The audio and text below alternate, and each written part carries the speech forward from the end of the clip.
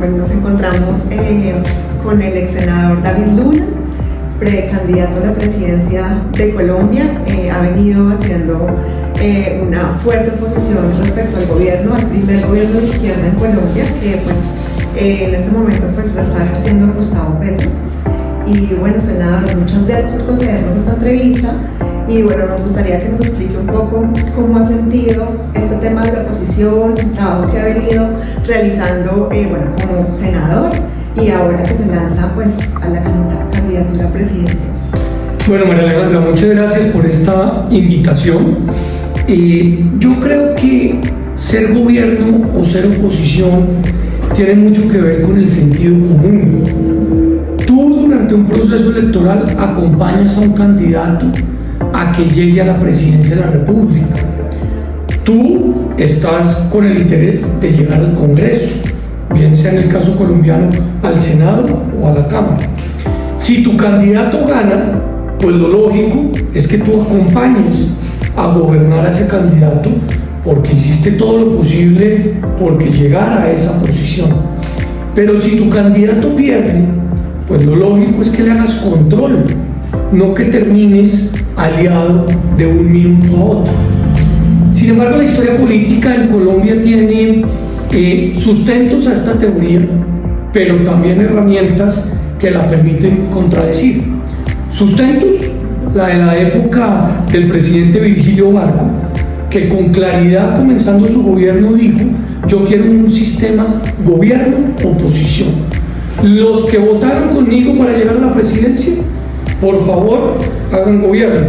Los que no, hagan oposición.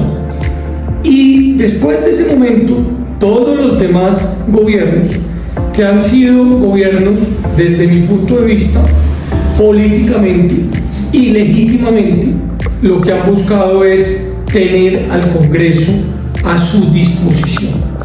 Entonces, esta explicación histórica es importante porque da claridad para entender mi respuesta. Yo no le hice campaña a Gustavo Petro. Yo manifesté públicamente durante la campaña al Congreso que Gustavo Petro no era la opción correcta y él ganó las elecciones. Entonces, el día que él ganó las elecciones, yo públicamente en mis redes sociales dije: haré oposición, no daño. Le haré oposición a Petro porque no voté por él.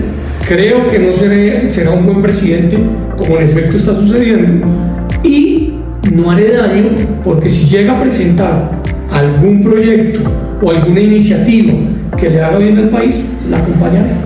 Perfecto. ¿Cuáles han sido los mayores desafíos que ha enfrentado como opositor en este contexto político?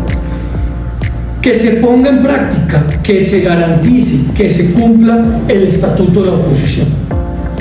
El presidente Petro, cuando inicia su gobierno, en el discurso de oposición dice que iba a respetar la oposición y que iba en algún momento a construir con ella. Lamentablemente ni lo primero ni lo segundo se dio. Petro nunca quiso construir con la oposición, no gobierno, sino alternativas que de alguna u otra manera pudiesen presentarse ante sus proyectos. Siempre que le hicimos recomendaciones, no las atendió. Pero dos, los derechos y las garantías que teníamos por estatuto de la oposición en muchos casos no fueron respetados por el presidente. Bueno, doctor, ¿cree que habría un cambio en la dinámica política pues ahora en Colombia con las elecciones que se vienen? No sé si habrá un cambio en el gobierno, no sé si continuará a la izquierda o no, no sé si la alternativa, que en este caso puedo representar yo, pueda llegar al poder. Estamos trabajando para lograrlo, pero evidentemente son los ciudadanos quienes escogen. Lo único que es absolutamente claro es que yo creo que el país, los ciudadanos, seguramente se van a preocupar un poco más de analizar las propuestas, de analizar cómo lograr que esas promesas se conviertan en realidad, porque hay una desilusión grande, hay una tristeza grande sobre quienes votaron por Petro, que ven hoy que sus propuestas no llegaron a feliz término. Y bueno, la última pregunta, ¿qué lecciones ha aprendido desde su experiencia como opositor a este gobierno? Yo he estado en 2 oportunidades en el Congreso de la República. En el año 2006 como representante de la Cámara y en el año 2022 como senador de la República. En un momento acompañé a un gobierno, en otro momento le hice oposición a un gobierno. En ambos momentos actué de manera independiente. ¿Qué quiero decir con eso? Que siendo partido de gobierno apoyaba al presidente en lo que consideraba era bueno, pero le voté muchas cosas negativamente.